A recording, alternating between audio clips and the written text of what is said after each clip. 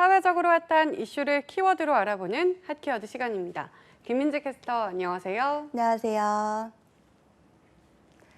청년 고용에 대한 위기론이 확산되며 정부가 새로운 지원 제도를 마련했다고 합니다. 과연 이 제도가 청년 고용의 구원 투수가 될 수 있을지 핫키워드에서 살펴봅니다. 네, 지난주에 청년 고용률이 지난해와 비교했을 때 50%가 넘게 떨어졌다는 내용을 핫키워드에서 다뤄드렸는데요. 새로운 제도가 마련이 됐군요. 반가운 소식인데 어떤 내용일까요? 네, 예산만 8천억 원이 드는 사업인데요. 이를 통해 민간에서 만들어질 수 있는 단기 일자리만도 11만 개라고 합니다. 바로 민간, 중소, 중견기업을 대상으로 하는 청년 디지털 일자리 사업과 청년 일경험 지원 사업인데요.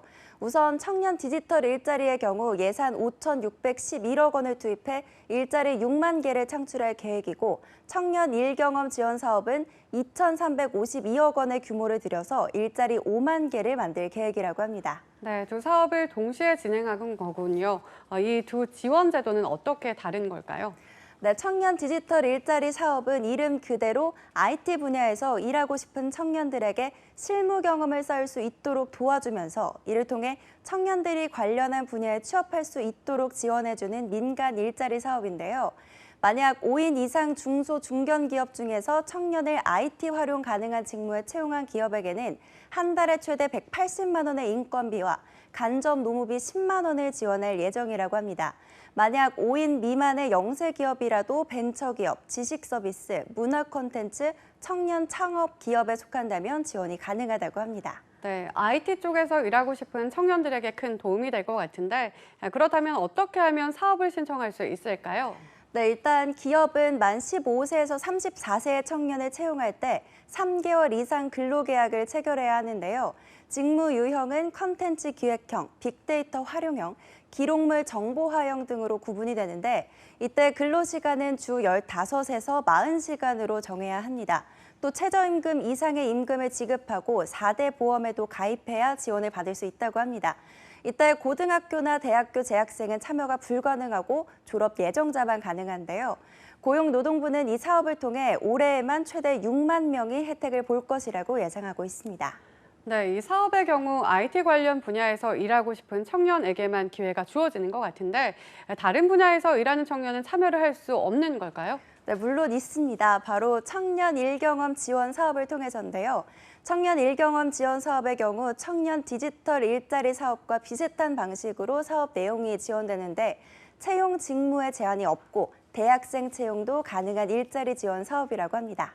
네, 재학생도 가능하다니 보다 많은 청년들에게 기회가 주어질 것 같은데 만약 IT 외의 분야에서 일자리를 구하고 싶은 청년이 있다면 이 지원 사업을 신청한 기업의 문을 두드려 보는 것도 좋을 것 같습니다. 네, 그렇습니다. 일단 청년 일경험 지원 사업과 청년 디지털 일자리 사업에서 지원 내용이 같은 부분을 말씀드릴게요.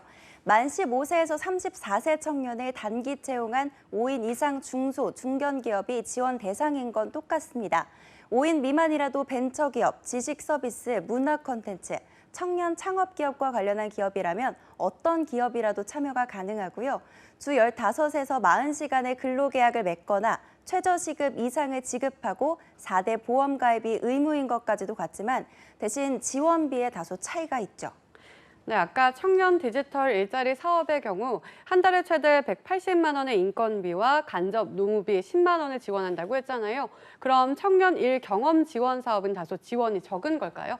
네, 적다기보다는 내용이 좀 다르다고 할 수 있는데요. 고용노동부는 청년 일자리 지원 사업에 참여하는 기업에게는 고용한 청년의 근로 시간에 따라 최대 80만 원의 인건비와 관리비 10%를 추가 지원할 예정이라고 합니다. 그러니까 근로시간을 주당 40에서 30시간으로 잡으면 80만 원에 29에서 20시간인 경우는 60만 원, 19에서 15시간 동안 일을 시키는 경우는 40만 원, 이렇게 차등 지원을 하는 거죠. 고용노동부는 이 사업에서 올해 최대 5만 명까지 혜택을 볼 수 있을 거라고 예상하고 있습니다. 네, 요즘 같은 불경기에 인건비만이 아니라 관리비를 10%나 추가로 지원한다니 기업 입장에서는 매력적인 조건일 것 같습니다. 그런데 이런 단기 일자리 지원 제도가 과연 고용 증진에 큰 영향을 미칠 수 있을지 행여나 한시적인 효과가 되진 않을까 우려가 되기도 하는데요.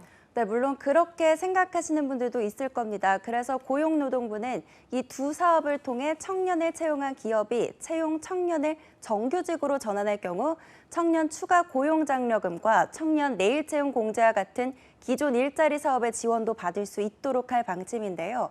이렇게 해서 일자리 사업이 장기적인 고용으로까지 이어질 수 있도록 하겠다는 계획입니다. 현재 공공기관에서도 이 청년 디지털 일자리 사업과 청년 일경험 지원 사업에 적극적으로 나서고 있습니다. 문화체육관광부의 경우 올해 문화, 체육, 관광 특화 분야의 기업 중 청년 디지털 일자리 사업과 청년 일경험 사업에 참여하는 기업을 적극적으로 지원할 예정인데요. 청년 디지털 일자리 사업에선 3,700명을, 청년 일경험 사업에선 4,100명을 지원해서 총 7,800여 명의 일자리 사업에 적극 동참할 예정입니다. 네, 단기 일자리 지원 사업이라도 이것이 안정적인 고용으로 이어진다면 고용 해결에 좋은 발판이 될 것 같습니다. 네, 고용의 냉각기가 이어지고 있는 시기입니다. 이 일자리 지원 사업이 청년 고용 해결의 나비 효과가 될 수 있길 희망해 보겠습니다. 지금까지 핫키워드 김민지 캐스터였습니다. 고맙습니다.